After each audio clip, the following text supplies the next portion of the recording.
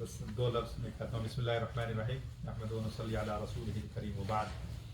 جیسا کہ ہم سب کو پتہ ہے، آج اس محفل کے خصوصی مہمان ہمارے حضرت علامہ مفتی ابو بکر شاذلی مدظ اللہ العالی ہیں.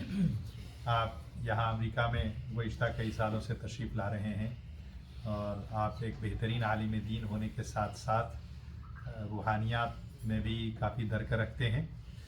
آپ کے ہزاروں طلباء پوری دنیا میں پھیلے ہوئے ہیں. آپ نے کافی لوگوں کو عالم فاضل بنایا ہے، افتاء کا کورس کرایا ہے، تو مفتی اور علماء آپ کے شاگردوں میں ہیں ماشاءاللہ.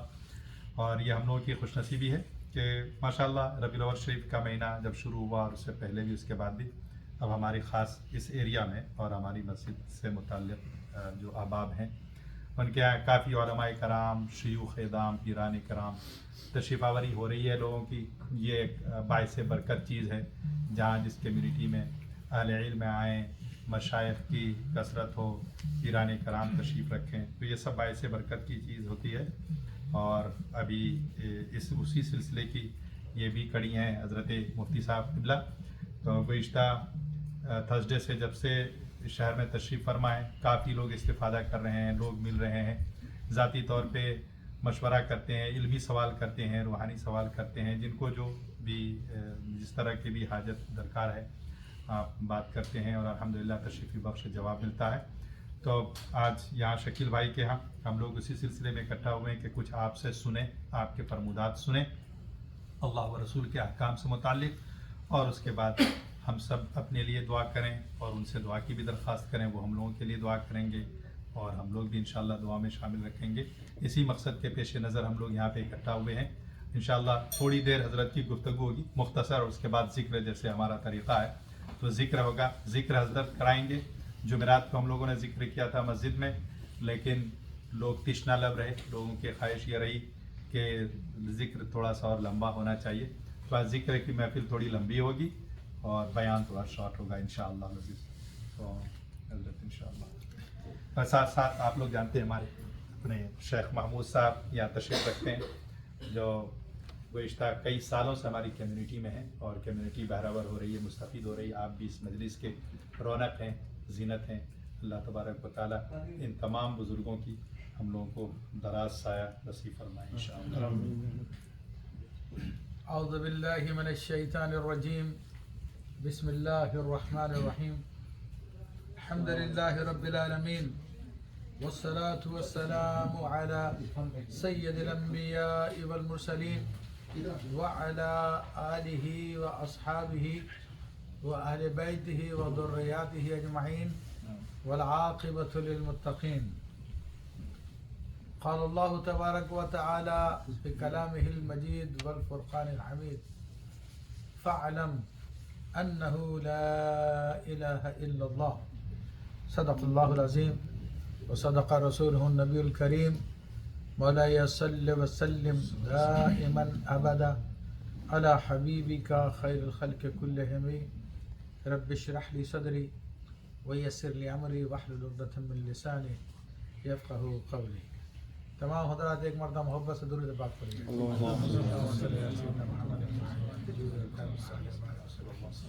صلاۃ و سلام علیک یا سیدی یا رسول اللہ وعلی آلک واصحابک یا نور اللہ.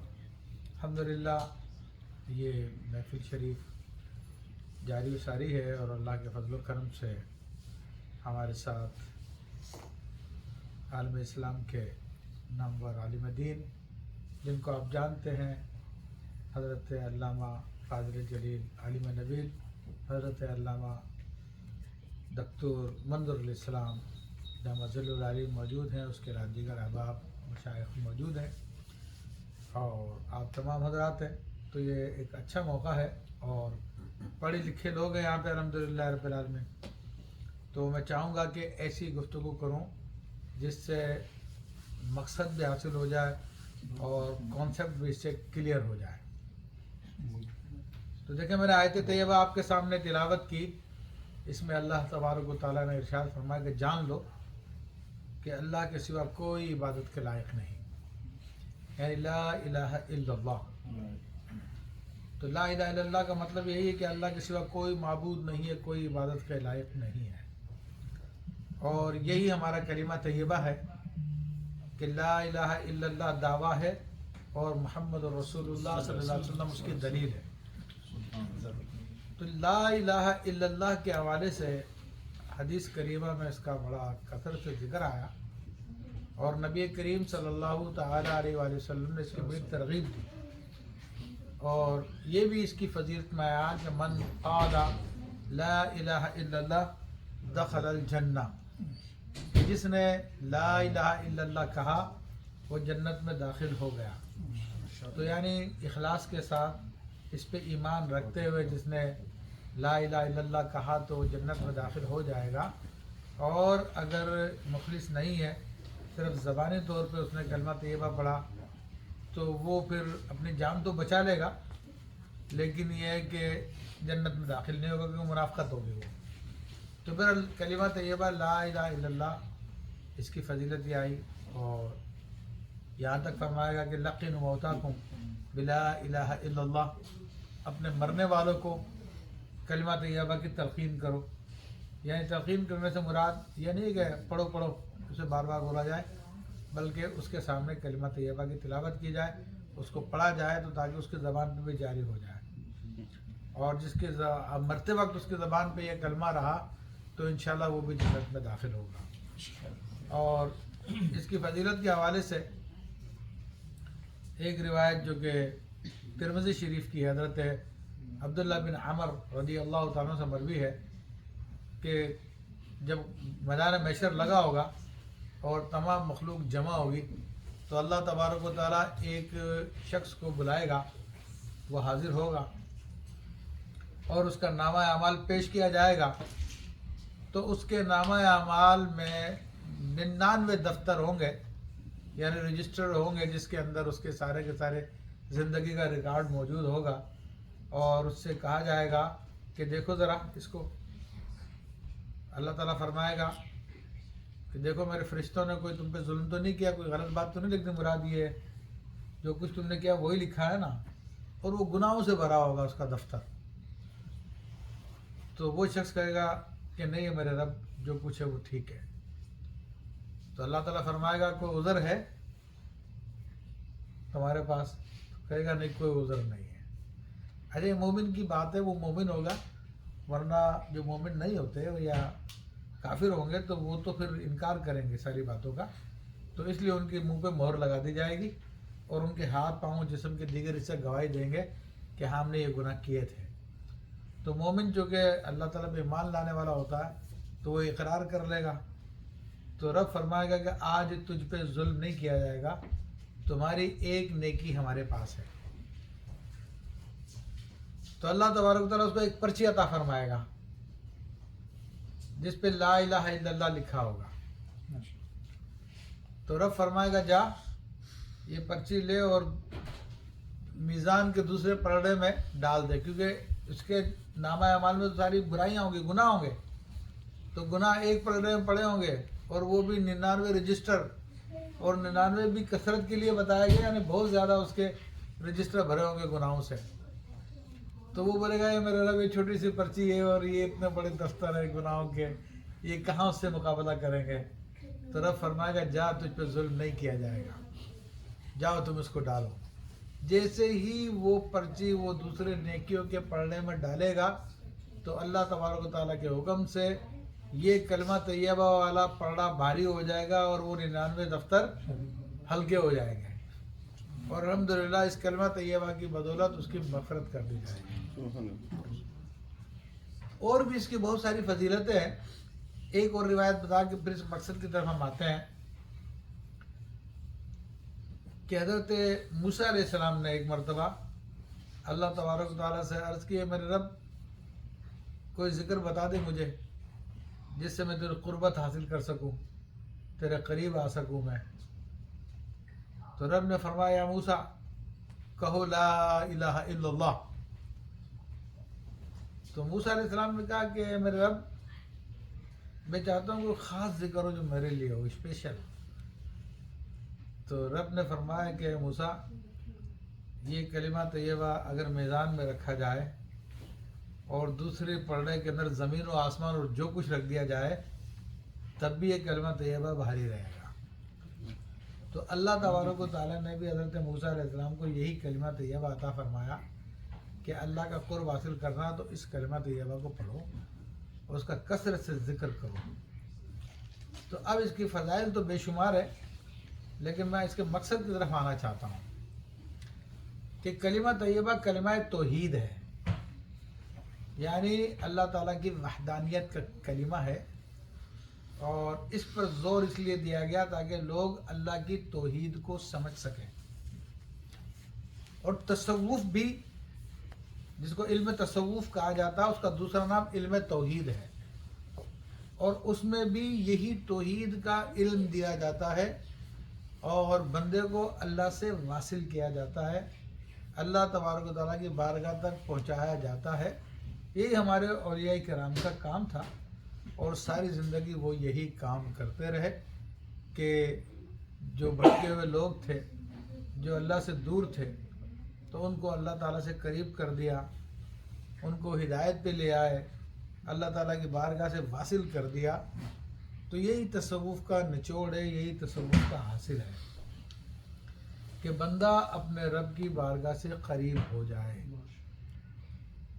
تو یہ تو مین مقصد ہے، اور حضرت بھی تشریف فرما ہمارے درمیان میں، لیکن آج ہم دیکھتے ہیں کہ ہمارے یہاں پہ کافی تبدیلی آ گئی، اور جو اصل مقصد تھا تصوف کا وہ ختم ہو گیا، اور اس کے بجائے دوسری چیزیں ہمارے یہاں پہ بہت زیادہ رائج ہو گئی، اور اللہ تبارک و تعالیٰ سے رشتہ جوڑنے کے بجائے درمیان کے وسیلے، درمیان کے واسطے اتنے زیادہ وہ مضبوط ہو گئے کہ بندہ اللہ تک نہیں پہنچ پاتا، انہیں وسیلوں پر، انہیں واسطوں پہ گم ہو کے رہ جاتا ہے۔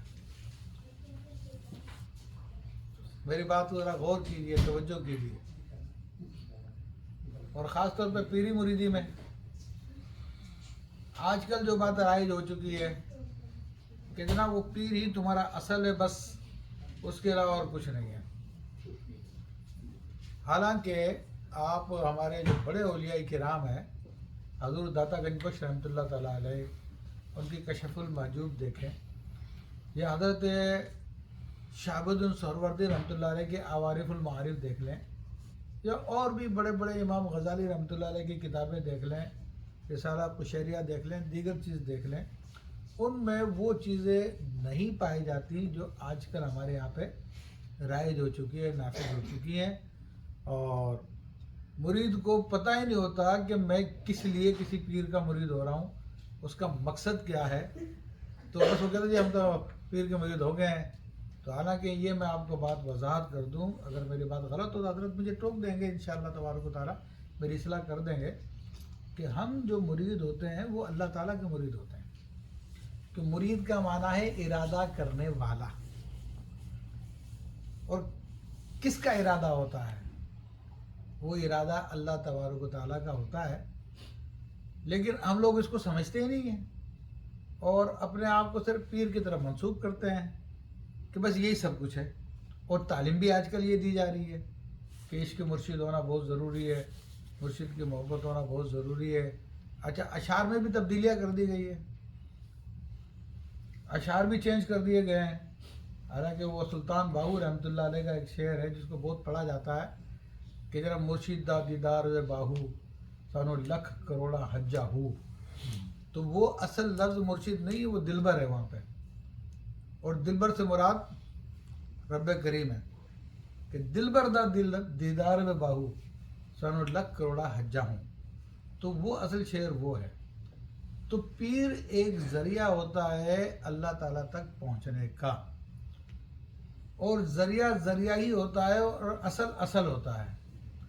لیکن فی زمانہ کیا ہے؟ فی زمانہ لوگوں کو غلط تعلیم دی گئی، لوگ اس غلط تعلیم پہ چل پڑے۔ حالانکہ ہم اپنے بزرگوں کو دیکھتے ہیں، 2-3 مثالیں میں آپ کو بتاتا ہوں۔ تو آج وہ جو تعلیم دی گئی ہے ہمارے یہاں پر، بس پیر ہی سب کچھ ہے، پیر ہی سب کچھ اصل ہے، بس اسی کی مانو اور کسی کی نہ سنو۔ حالانکہ علماء جو ہے قرآن بتا رہے ہیں، حدیث شریف بتا رہے ہیں، کوئی غلط کام ہوتا ہے اس پہ ٹوکتے ہیں تو اس کی مانتے نہیں ہیں، ان کے مانتے نہیں ہیں، اور پیر صاحب جو بھی کہہ دیں چاہے وہ صحیح ہو غلط ہو، ہم ماننے کے لیے تیار ہو جائیں گے، اور آنکھیں بند ہو جاتی ہیں ہم لوگوں کی پیروں کے نام پر۔ بڑے بڑے فسق و فجور کی محفلیں منعقد ہوتی ہیں، شادیوں کے اندر کجریاں نچواتے ہیں اور شریعت کے خلاف کام کرتے ہیں، پھر بھی وہ پیر پیر ہی رہتا ہے۔ ایک دو مثالیں نہیں، بہت ساری مثالیں ہیں۔ ایک ایک ارب کا خرچہ کرتے ہیں لوگ شادیوں میں، حالانکہ پیر تو رسول اللہ صلی اللہ علیہ وسلم کا فالوور ہے، رسول اللہ صلی اللہ علیہ وسلم کا نمائندہ ہے، آپ علیہ الصلوۃ والسلام کے طریقے پہ ہونا چاہیے اس کو، لیکن وہ طریقہ تو وہاں پہ پایا نہیں جاتا، تو بس وہ ایک نئی چیز ہوگی۔ بلکہ ایک اور اس سے بڑی چیز، جب کوئی اچھی کامیابی حاصل ہو جاتی ہے ہمیں تو کیا یار شیخ کی نظر کرم ہے بھائی، کوئی امتحان میں پاس ہو گیا بھائی حضرت نے دعا کی تھی، حضرت کی بس حضرت کی نظر کرم ہے، کوئی اور کاروبار میں کامیابی ہوگی بھائی حضرت کا فیض ہے یہ تو، اچھا کوئی نقصان ہو گیا بولے اللہ کی مرضی تھی، کوئی مر گیا بولے اللہ کی مرضی تھی، ایکسیڈنٹ ہو گیا بولے اللہ کی مرضی تھی۔ تو یہ اتنی بری تقسیم ہے کہ جو قرآن کے سراسر خلاف ہے، کہ اللہ تبارک و تعالیٰ قرآن مجید میں ہم کو جو تعلیم دیتا ہے وہ تو تعلیم یہ قل کل من عند اللہ، آپ فرما دیجئے اچھا یا برا سب کچھ سب اللہ کی طرف سے ہے، مگر جو تعلیم ہم کو دی ہے وہ ادب کی تعلیم دی ہے کہ بری چیز اللہ کی طرف منسوب مت کرو، بری چیز اپنی طرف منسوب کرو اور اچھی چیزیں اللہ کی طرف منسوب کرو۔ فرمایا فما وما اصابکم من مصیبت فبما کسبت ایدیکم، کہ تمہیں جو بھی کوئی مصیبت آتی ہے تمہاری اپنے ہاتھوں کی کمائی ہے، یعنی یہ کہا کہ تم اپنے آپ کو قصوروار سمجھو۔ اور اس کے مقابلے میں کیا تعلیم دی؟ حضرت ابراہیم علیہ السلام کہتے ہیں وَإِذَا مَرِضْتُ فَهُوَ يَشْفِينِ، جب بیمار ہوتا ہوں تو وہ شفا دیتا ہے۔ ارے بیمار کس نے کیا تھا؟ وہ بھی تو اس نے ہی کیا تھا نا، لیکن ابراہیم علیہ السلام کیا ادب سکھا رہے ہیں کہ جب میں بیمار ہوتا ہوں، کہ بیماری ایک بری چیز سمجھی جاتی ہے تو اس لیے اس کی نسبت اپنی طرف کی اور شفا کی نسبت اللہ تعالیٰ کی طرف کی۔ تو قرآن مجید میں اس کا بیان موجود ہے، مگر آج ہمیں جو تعلیم دی جا رہی ہے تو معاذ اللہ اس کے اندر ساری اچھی باتیں پیروں کی طرف، پیر کا نظر کرم ہے، پیر کا احسان ہے، اور جتنی بری باتیں وہ اللہ کی مرضی تھی، اللہ کا جو حکم ہے، نقصان ہو گیا اللہ کا جو حکم ہے۔ تو یہ بہت برا معاملہ ہے کہ جس کا ادب کرنے کا ہمیں حکم دیا، قرآن نازل ہوا جس کے ادب کے لیے، نبی کریم صلی اللہ علیہ وسلم نے جس کے ادب کی تعلیم دی، اس کو چھوڑ کر آج ہم دوسری طرف چلے گئے، اور وہ جو توحید تھی جس کے لیے ہمیں بلایا گیا ہے اور کلمہ طیبہ کا بار بار ورد کرنے کا حکم دیا گیا ہے، اس سے ہماری نظریں بند ہو گئی ہیں، اور بس اسی کے اندر لگے ہوئے جو ہمیں بتایا جا رہا ہے، سکھایا جا رہا ہے، تو ہمیں اپنے ان نظریات کو درست کرنا پڑے گا۔ دیکھیں پیر ایک ذریعہ ہوتا ہے اور رسول اللہ صلی اللہ علیہ وسلم بھی ایک ذریعہ ہیں، اور اللہ تبارک و تعالیٰ کی محبت اصل ہے، لیکن ذریعے میں فرق ہوتا ہے کہ پیر کی محبت ایک عارضی ذریعہ ہے، اور وہ عارضی ذریعہ کیا بھئی کام ہو گیا تو اب پیر کی ضرورت نہیں ہے۔ اور یہ میں نہیں کہہ رہا، حضرت پیران پیر دستگیر روشن ضمیر محبوب سبحانی قطب ربانی سیدنا شیخ عبد القادر الجیلانی رحمۃ اللہ تعالیٰ علیہ اپنی کتاب فتوح الغیب میں فرماتے ہیں کہ پیر کی ضرورت عارضی طور پہ ہوتی ہے، جس طرح کہ دایا کی ضرورت بچے کے لیے عارضی طور پہ ہوتی ہے۔ آپ فرماتے ہیں کہ دائی بچے کو 2 سال تک دودھ پلاتی ہے، اس کے بعد پھر دائی کی ضرورت نہیں رہتی ہے۔ تو ایسے ہی پیر اگر تربیت کرنے والا ہے تو مرید تھوڑے ہی عرصے میں پیر کے مقام پہ آ جاتا ہے اور پھر اس کو پیر سے الگ کر دیا جاتا ہے۔ تو یہ حضور غوث پاک کے الفاظ ہیں، میرے الفاظ نہیں ہیں۔ یہاں پہ تو پوری زندگی کی کہانی بنی ہے بھائی، بلکہ مر بھی گیا تب بھی ابھی سبھی وہی چل رہا ہے، اسی کا فیض چل رہا ہے جی۔ اللہ کی طرف تو توجہ ہے ہی نہیں ہے، اللہ کے حبیب صلی اللہ علیہ وسلم کی طرف توجہ ہے ہی نہیں ہے، بس اسی پیر میں گھومو، اسی میں فنا ہے۔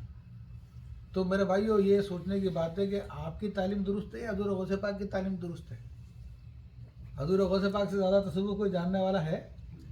وہ تو فرما رہے ہیں عرضی، اور خود ان کا پریکٹیکل ہے۔ آپ سے پوچھا کہ حضرت کہاں سے فیض لیتے ہیں؟ کہا ماضی میں تو اپنے پیر سے لیا کرتا تھا، اب میں 2 سمندروں میں غوطہ زن ہوں، اب پیر کا ذکر نہیں آیا۔ امام ابو الحسن علی شاذلی رحمۃ اللہ علیہ قطب آفتاب سے پوچھا گیا کہ حضرت آپ کہاں سے فیض لیتے ہیں؟ کہا اما فی محمدہ فمن شیخ عبدالسلام ابن مشیش، ہاں ماضی کا جہاں تک تعلق ہے تو پہلے میں اپنے شیخ عبدالسلام ابن مشیش سے فیض لیا کرتا تھا۔ اور اب میں 10 سمندروں میں غوطہ زنوں، 5 زمینی 5 آسمانی۔ یہ دونوں مثالیں دینے کا کیا مقصد ہے میرا کہ پیر کا ذریعہ عارضی ذریعہ ہوتا ہے، اور جب آپ کو معاملہ ہو جائے تو پھر آگے بڑھ جاتے ہیں۔ اور یہ میرے اپنی بات نہیں ہے، لیکن یہ بڑے بڑے بزرگوں کے میں نے مثالیں دی ہیں۔ آج ہر مرید اپنے پیر کی منقبت لکھ کے لے کے آ رہا ہے، ان کو شاعری آتی ہے نہیں آتی ہو، شاعری آتی بھی ہو منقبتیں لکھ رہا ہے۔ بھائی حضور غوث پاک نے اپنے پیر کی کتنی منقبتیں لکھی ہیں؟ کوئی ایک تو دکھا دے مجھے۔ چلو بہت دور کی بات نہ کرو، امام اہل سنت مجدد دین و ملت اشاہ امام احمد رضا خان علیہ رحمۃ الرحمان، انہوں نے اپنے پیر کی کتنی منقبتیں لکھی ہیں؟ مجھے تو ایک شعر ملا اتنے ہدائی کے بخشش کے پورے دیوان میں، اے رضا یہ احمد نوری کا سارا فیض ہے، ہو گئی بڑھ کے میری ادھر قصیدہ نور کا۔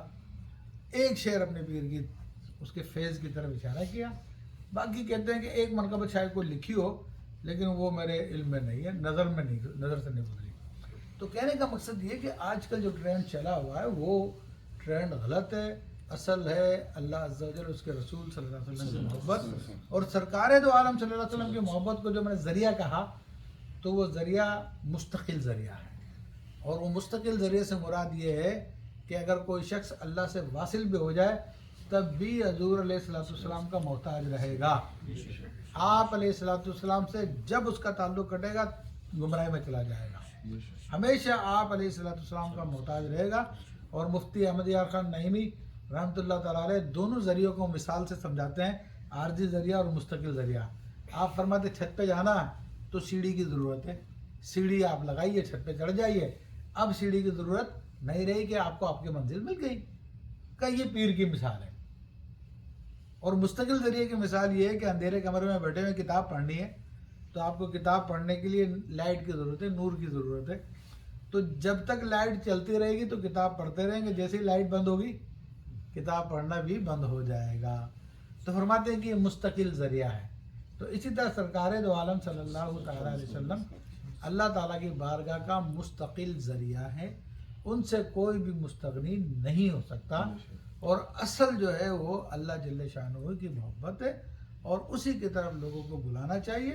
حضرت مولانا نقی علی خان رحمۃ اللہ تعالیٰ علیہ امام المتکلمین، امام اہل سنت کے والد ماجد ہیں، اپنی کتاب انوار جمال مصطفیٰ میں ایک روایت لکھتے ہیں کہ ایک مرتبہ حسنین کریمین میں سے کسی نے سیدنا علی کرم اللہ وجہ الکریم سے پوچھا کہ ابو جان کیا آپ ہم سے محبت کرتے ہیں؟ تو کہا ہاں بیٹا کیوں نہیں، تم تو رسول اللہ صلی اللہ علیہ وسلم کے نواسے ہو۔ کہا امی جان سے محبت کرتے ہیں؟ کہا ہاں کیوں نہیں، وہ رسول اللہ صلی اللہ علیہ وسلم کی بیٹی ہے۔ پھر پوچھا کیا صحابہ کرام سے محبت کرتے ہیں؟ کہا کیوں نہیں، وہ رسول اللہ صلی اللہ علیہ وسلم کے اصحاب ہے۔ کہا حضور علیہ الصلوۃ والسلام سے محبت کرتے ہیں؟ کہا ہاں کیوں نہیں، وہ تو اللہ تعالیٰ کے حبیب ہیں۔ کہا اللہ تعالیٰ سے محبت کرتے ہیں؟ کہا ہاں کیوں نہیں، وہ ہمارا رب ہے، ہمارا خالق ہے، ہمارا مالک ہے۔ تو انہوں نے سوال کیا ابا جان ایک دل میں اتنی محبت کیسے جمع ہو گئی؟ تو وہ اصل میں ہے نا کہ محبت تو ایک سے ہی ہوتی ہے۔ ہم محبت میں بھی توحید کے قائد فراز، ایک شعر مجھے یاد آیا۔ تو آپ نے کہا کہ بیٹا ساری محبت اسی ذات کے لیے، اور جب اس کا خیال آتا ہے تو پھر سب کچھ نگاہوں سے فراموش ہو جاتا ہے، سب کچھ نگاہوں سے اوجھل ہو جاتا ہے۔ تو یہ روایت بیان کرنے کا مقصد کیا ہے کہ اصل محبت اللہ جل شانہ کی ہے، اور سرکار دو عالم صلی اللہ تعالیٰ علیہ وسلم کی محبت اس کا ذریعہ ہے، اور اس کے بغیر وہ اللہ کی محبت مل بھی نہیں سکتی۔ تو آج ہمیں اپنے ایم کو سیٹ کرنا پڑے گا، اور ہمارے یہاں پہ جو سلسلے چل رہے ہیں اس کے اندر اس تعلیم کو لانا پڑے گا کہ بھائی اصل اللہ تبارک و تعالیٰ کی محبت ہے، اور پیر اس کا ذریعہ ہے۔ اس کا احترام کیا جائے گا، اس کا ادب کیا جائے گا، اس کی اطاعت کی جائے گی، اس کی فرما برداری کی جائے گی شریعت کے دائرے میں رہتے ہوئے۔ لیکن شریعت کے دائرے سے اگر باہر نکلتا ہے تو پھر اس کی اطاعت نہیں ہے، کہ حدیث شریف میں آ گیا، قانون بیان کر دیا، لا طاعۃ لمخلوق فی معصیۃ الخالق، کہ مخلوق کی اللہ تعالیٰ کی نافرمانی میں مخلوق کی اطاعت کرنا جائز نہیں ہے۔ تو یہ اس کی مثالیں بہت ساری ہیں، اگر میں مثالیں بیان کروں گا تو شاید دیر لگ جائے، ورنہ موٹی سی بات ہے، جو مقام رسول اللہ صلی اللہ علیہ وسلم کا ہے وہ آپ ہی کا مقام ہے، وہ کسی اور کو دیا نہیں جا سکتا۔ جو آپ کا مرتبہ وہ آپ ہی کا مرتبہ، کسی اور کو دینا جائز نہیں ہے۔ تو کلمہ طیبہ ہمیں اسی طرف بلاتا ہے اور اسی طرف رہنمائی کرتا ہے کہ اللہ کے سوا کوئی عبادت کے لائق نہیں ہے۔ پھر کلمہ طیبہ کے درجات ہیں اور وہ شیخ کا کام ہے وہ درجات کو سکھانا۔ اگر خود ان درجات سے گزر چکا تو وہ مرید کو سکھا بھی دے گا کہ پہلے درجے میں لا الہ الا اللہ سے مراد اللہ کے سوا کوئی معبود نہیں ہے، دوسرے درجے میں لا الہ الا اللہ سے مراد لا مقصود الا اللہ یا لا مطلوب الا اللہ، کہ اب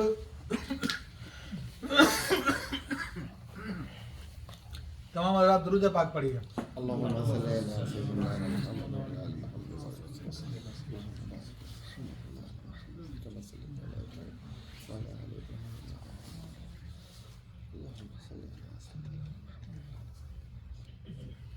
حضرت یہ تو ذکر سے زیادہ ضروری بات ہے، تو یہ عقیدہ درست کرنے والی، ایمان کو درست کرنے والی، تو میں تو مختصر کر رہا ہوں، بہت زیادہ مختصر۔ تو جی صحیح۔ میں یہ عرض کر رہا تھا کہ دوسرا جو درجہ ہے لا مقصود الا اللہ لا مطلوب الا اللہ، یعنی اللہ کے سوا میرا کوئی مقصد نہیں ہے زندگی کا اور اللہ کے سوا میری اور کوئی طلب ہے ہی نہیں۔ پھر تیسرا درجہ بنتا ہے لا مطلوبہ الا اللہ، کہ اللہ کے سوا لا موجود الا اللہ، کہ اللہ کے سوا کوئی کائنات میں وجود ہے ہی نہیں ہے، وجود حقیقی صرف اسی ذات کا ہے۔ تو یہ کلمہ طیبہ کے مدارج ہے جو کہ ہمیں سیکھنے چاہیے، اور اللہ کے حبیب صلی اللہ تعالیٰ علیہ وسلم نے ہمیں ان تمام باتوں کی رہنمائی فرما دی ہے، کھلے کھلے لفظوں میں بتا دیا۔ دیکھو بزرگان دین سے محبت کرنا ہم بھی کرتے ہیں، مجھ سے الحمدللہ ہمارے عقیدے میں شامل ہے، اور بزرگان دین سے استمداد طلب کرنا وہ ہم جائز سمجھتے ہیں، لیکن واجب نہیں سمجھتے، اس کو فرض نہیں سمجھتے، ہم اس کو جائز ہے، اس پہ جواز کے فتوے ہے اور اس میں کوئی حرج نہیں ہے۔ لیکن اللہ کے حبیب صلی اللہ تعالیٰ علیہ وسلم نے ہماری توجہ تمام چیزوں سے ہٹا کر اللہ تعالیٰ پہ لگائی ہے۔ حدیث ہے، سیاہ ستہ کی روایت ہے کہ حضرت ابن عباس رضی اللہ تعالیٰ عنہ سے فرمایا کہ ابن عباس اذا استعنت فاستعن باللہ، کہ اگر تجھے مدد طلب کرنی ہو تو اللہ سے مدد طلب کر، یہاں تک کہ اگر تجھے اپنے جوتے کا تسمہ بھی چاہیے تو اللہ تعالیٰ سے مانگ کہ اللہ مجھے جوتے کا تسمہ دے دے۔ اور فرمایا ابن عباس اگر ساری دنیا ایک طرف جمع ہو جائے اور تیرے نقصان پہنچانے کا ارادہ کرے تو تجھے صرف اتنا ہی نقصان پہنچا سکتے جتنے اللہ تعالیٰ نے ارادہ کیا۔ تو بتا دیا دشمن تمہارا کچھ بھی نہیں بگاڑ سکتا، سب کچھ اسی کے ہاتھ میں ہے، کیونکہ لوگ ڈر کے بہت سارے کام کر رہے ہوتے ہیں کہ سامنے والا نقصان پہنچا دے گا، تو بتا دیا نہیں، تمہاری توحید کا تقاضا یہ ہے کہ کسی سے ڈرنے کی ضرورت نہیں ہے، ایک ہی ذات ہے جس سے ڈرنا چاہیے۔ پھر فرمایا کہ اگر ساری مخلوق تمہارے نفع پہنچانے کے لیے جمع ہو جائے تو تمہیں اتنا ہی نفع پہنچائے گی جتنا کہ اللہ تعالیٰ نے ارادہ کیا ہے۔ تو یہ بھی بتا دیا کہ تمہارا دوست تمہیں کوئی فائدہ نہیں دے سکتا، مگر اتنا ہی فائدہ دے گا جتنا کہ اللہ تعالیٰ نے ارادہ کیا ہے۔ تو حضور علیہ الصلوۃ والسلام نے ہماری توجہ مخلوقات سے ہٹا کر رب کی طرف لگائی ہے، اور یہ جو ہمارے بچپن میں ہم کو رٹایا جاتا ہے اور ہم ایمان مفصل پڑھتے ہیں، یاد کرتے ہیں، رٹا لگاتے ہیں، اس میں ایک جملہ آتا ہے والقدر خیری و شری من اللہ تعالیٰ، کہ اچھی اور بری تقدیر سب اللہ کی طرف سے ہے۔ یہ ہم زبانی رٹا تو لگاتے ہیں لیکن اس کے اوپر عمل نہیں ہوتا۔ اور ہمیں یہ کلمہ دیا گیا، رسول اللہ صلی اللہ علیہ وسلم فرماتے ہیں کہ لا حول ولا قوت الا باللہ العلی العظیم، یہ عرش کے خزانوں میں سے ایک خزانہ ہے۔ تو بھئی اس میں کون سی خاص بات ہے؟ اس میں خاص بات یہی ہے کہ اپنی توجہ تمام اپنی ذات سے بھی ہٹا لو، تمام مخلوقات سے ہٹا لو، اپنے رب کی طرف کر لو، کیونکہ اس کا معنی یہ ہے کہ نہ تو کوئی نیکی کرنے کی طاقت میرے پاس ہے، نہ کوئی برائی سے بچنے کی طاقت میرے پاس ہے، مگر سب اللہ کی طرف سے ہے۔ تو آقا علیہ الصلوۃ والسلام نے اس جملے کی ویلیو بڑھانے کے لیے، یہ ویلیو بتانے کے لیے ہمیں بتایا کہ عرش کے خزانوں میں سے ایک خزانہ ہے، اور ہم اس کو کثرت سے ذکر کریں، اس کا معنی سمجھ کے ذکر کریں، تاکہ اس کا مطلب ہمارے دلوں میں بیٹھ جائے کہ بھائی نہ تو میرے پاس کوئی طاقت ہے نہ کسی کے پاس کوئی طاقت ہے، جتنی طاقت ہے سب اسی کے پاس ہے، تاکہ ہماری توجہ اس کی طرف لگ جائے۔ تو فرمایا کہ یہ لا حول ولا قوت الا باللہ العلی العظیم یہ 99 بیماریوں کا علاج ہے، اور سب سے بڑی، سب سے ہلکی بیماری کون سی ہے؟ سب سے ہلکی بیماری وہ ہے جو اس زمانے کی سب سے بڑی بیماری ہے. اس زمانے میں سب سے بڑی بیماری جس کا علاج ڈاکٹروں کے پاس نہیں ہے وہ ٹینشن ہے, وہ اسٹریس ہے, اور ایک اور بھی لفظ اس کے لیے استعمال کرتے ہیں, ڈپریشن ہے. اس کا علاج ڈاکٹروں کے پاس نہیں ہے. گولیاں کھا کے آپ کو سلو تو کر دیں گے, سلا تو دیں گے آپ کو, لیکن آپ کے مرض کا علاج نہیں ہے. لیکن اللہ کے حبیب صلی اللہ علیہ وسلم فرماتے ہیں کہ لا حول ولا قوت الا باللہ العلی العظیم, کہ 99 بیماریوں کا علاج ہے.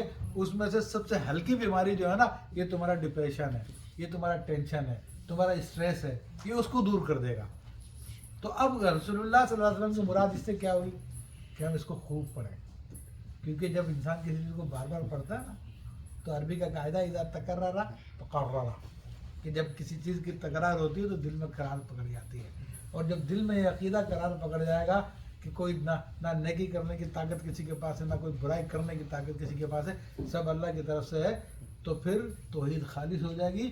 وہ توحید ہو جائے گی جو اللہ کے حبیب صلی اللہ تعالیٰ علیہ وآلہ وسلم نے ہم کو تعلیم دی. لیکن میں آپ کو پہلے بتا چکا ہوں, یہ بات واضح کر چکا ہوں, اولیاء کرام سے مدد طلب کرنا, انبیاء کرام سے مدد طلب کرنا ہمارے دل جائز ہے, اور ہم خود اس کے دلیلیں دیتے ہیں, ہم اس کو. لیکن ایک چیز جائز ہے اور وہ فرض و لازم نہیں ہے, وہ واجب نہیں ہے, ٹھیک ہے نا. اور واجب اور فرض کیا ہے, اس کی طرف رسول اللہ صلی اللہ علیہ وسلم نے ہم کو تعلیم دی. تو میرے بھائیو, پیری مریدی کا مقصد بھی یہی ہے کہ ہم کلمہ طیبہ کے اصل مفہوم تک پہنچ جائیں. اور اللہ تبارک تعالیٰ سے میں دعا کرتا ہوں کہ محفل شارٹ ہے آپ کی, ورنہ اس کو تو بہت زیادہ اس کو بیان کرنے کی ضرورت تھی, لیکن ٹائم کی قلت کی وجہ سے میں اسی پہ بات پہ ختم کرتا ہوں کہ اللہ تبارک تعالیٰ ہمیں حقیقی توحید عطا فرمائے, کہ ہمارے دل سے ہر ایک کی محبت نکل جائے سوائے رب کی. امام ابوالحسن شاذلی رحمۃ اللہ تعالیٰ علیہ اپنے ایک درود میں, جس کو درود عبدالسلام ابن نشیش کہتے ہیں, اس میں دعا کرتے ہیں اللہ تعالیٰ سے, وَأَغْرِقْنِي فِي بَحْرِ الْوَحْدَةِ, اے اللہ تو مجھے وحدت کے توحید کے سمندر میں غرق کر دے, حَتَّى لَا أَرَى وَلَا أَسْمَعَ وَلَا أَجِدَ وَلَا أُحِسَّ إِلَّا بِهَا, کہ میں تو یہاں تک کہ اتنا غرق کر دے کہ نہ تو میں کچھ سن سکوں, نہ میں کچھ دیکھ سکوں, نہ میں کچھ پا سکوں, نہ میں کچھ محسوس کر سکوں, مگر سب کا سب اسی کے ذریعے سے محسوس کروں. اس مقام پہ مجھے پہنچا دے اس توحید میں. اللہ تبارک تعالیٰ سے ہم بھی دعا کرتے ہیں, اللہ تبارک تعالیٰ ہمیں بھی ایسی توحید عطا فرمائے. آمین بجاہ النبی الامین. تکبیر, اللہ اکبر, تکبیر, اللہ اکبر, تکبیر, اللہ اکبر.